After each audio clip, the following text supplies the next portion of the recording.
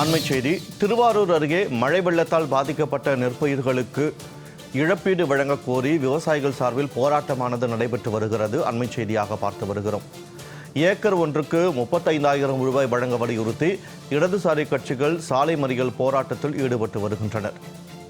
திருச்சி நாகை தேசிய நெடுஞ்சாலையில் நடைபெறும் சாலை மறியல் போராட்டத்தால் அந்த பகுதியில் போக்குவரத்து பாதிப்பு ஏற்பட்டிருக்கிறது. திருவாரூரில் பயிர்களுக்கு இழப்பீடு வழங்கக் கோரி போராட்டமானது நடைபெற்று வருகிறது. அண்மைச் செய்தியாக பார்த்து வருகிறோம். இது தொடர்பான கூடுதல் விவரங்களோடு இணைகிறார் எமது செய்தியாளர் மணிகண்டன். வணக்கம் மணிகண்டன். பயிர்களுக்கு உரிய இழப்பீடு வழங்கக் கோரி போராட்டத்தில் ஈடுபட்டு வருகின்றனர். அவர்கள் மேலும் என்னென்ன கோரிக்கைகளை முன்வைத்து இந்த போராட்டத்தில் ஈடுபட்டு வருகின்றனர்? விவரங்களை பதிவு செய்யுங்கள். வணக்கம்.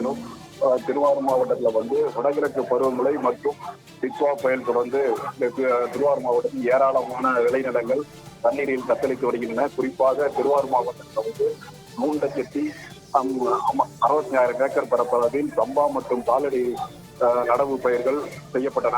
இத்தகைய பயிர்கள் அனைத்தும் அண்மை மழையால் கடுமையாக பாதிக்கப்பட்டுள்ளது. சுமார் 70% பயிர்கள் தண்ணீரில் மூழ்கி கிடக்கின்றன.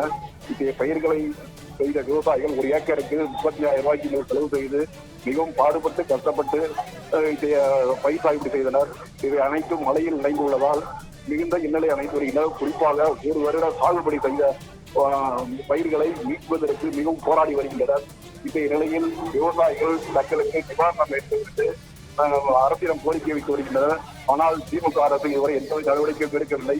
இதனை கண்டிக்கும் வகையில் திமுகவின் கூட்டணி கட்சியான இடதுசாரி கட்சிகள் இன்று ஏக்கருக்கு 35,000 ரூபாய் நிவாரணம் கேட்டும், அதாவது பாதிக்கப்பட்ட பயிர்களை டிஜிட்டல் சர்வே முறை எடுப்பதை கைவிட்டு அனைத்து பயிர்களுக்கும் பாதிப்பை கணக்கிட்டு உடனடியாக நிவாரணம் வழங்க வேண்டும் என்ற கோரிக்கையை முன்வைத்து இன்று தற்போது திருவாரூர் ரவுண்டானா பகுதியில் திருச்சி நாகை தேசிய நெடுஞ்சாலையில் சாலை மறியல் போராட்டத்தில் ஈடுபட்டு வருகின்றனர்.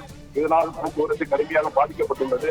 இதற்கு முக்கிய காரணம் இவர்கள் திமுகவின் கூட்டணி கட்சியாக இருந்த போதிலும் தற்போது இத்தகைய போராட்டத்தில் ஈடுபட்டு வருவது அப்பகுதியில் பெறும் அந்த விவசாயிகள் மத்தியில் சந்தேகத்தை எழுப்பியுள்ளது.